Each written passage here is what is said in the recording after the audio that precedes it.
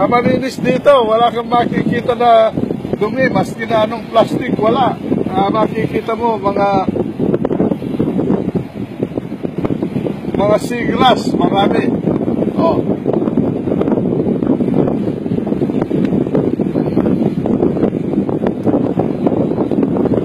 Oh. Ano bang gusto mo pag-usapan natin?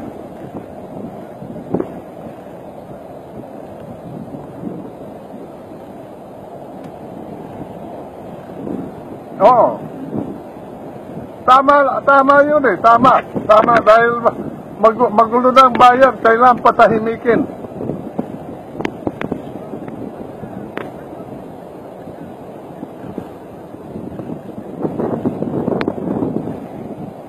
Hindi, may batayan na public necessity at public safety requires it. Ha? Maraming namamatay na ng mga tao, pati sa Inglaterra, sa Francia, pati dito sa atin, may mga bomba sa Quiapo. Public safety requires it. Oh.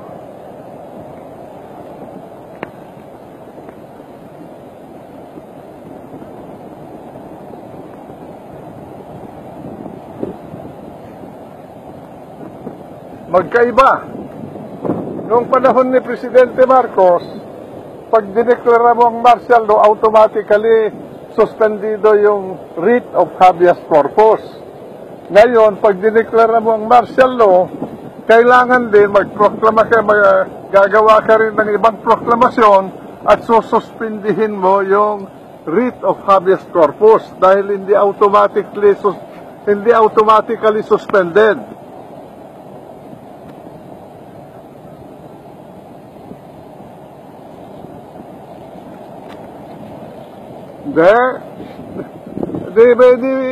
Magdala sila ng kaso sa Korte Supremo, matatalo na naman sila.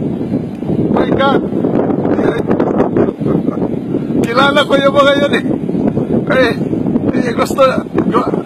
gusto nila magulo ang bayan, para magiging importante sila.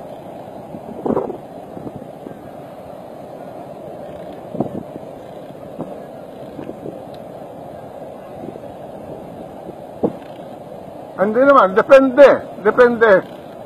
Pwede pa naman na hindi eh. At saka, I will not advise him to cover the entire country with martial law because medyo komplikado yan eh. Komplikado. At ang sitwasyon noon,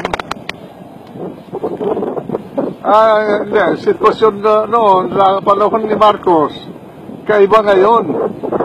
Oh. At malala na ngayon eh, mas malala ngayon. At mas mahirap kontrolin ng bansa ang peace and order dahil nag-iba ang ating lipunan.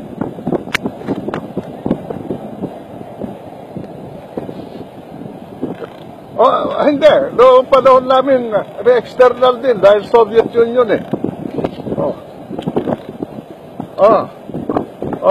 Hindi, sa Soviet Union. Ngayon, pareho rin dahil ang IS is Islamic State, ano? Ang patakaran nila globally is kagaya nung patakaran ng Soviet Union.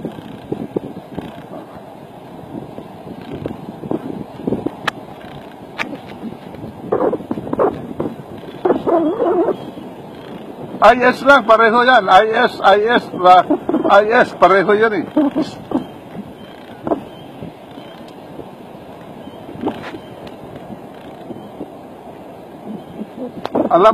Alam mo, magulo yan, pero they cannot topple the government. No way. At saka ang nagpopunto dyan, sa mga IS sa Europe, sa Syria, sa Iraq, at in the Middle East, karamihan yan ang nagpupunto dyan, Saudi Arabia.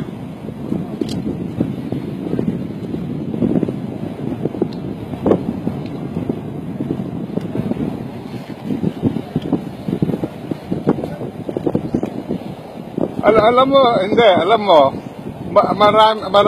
marami yan dito ngayon, sleepers, dahil sa madrasa. Yung madrasa sa Mindanao, yun ang laboratory, yun ang tinuturo doon yung mga teorya ni Hassan al-Banna at saka ni Said Qutb.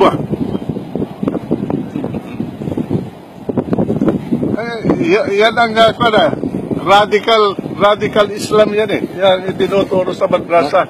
Okay, ayos naman. Nabubalok to. Nabali na. Hindi ako nagbibigay ng solicited advice mahirap yun eh. Presidente yan eh. Kailangan, mayroon sa mga advisor, huwag natin sasapawan sapagkat silang namamahala sa bansa natin. Of course, he's governing, unlike other people who preceded him, except some, Gloria, Erap, and Eddie Ramos. They mix governance with economic development. Pero ito, talagang emphasis niya is law and order, which is the most basic function of government.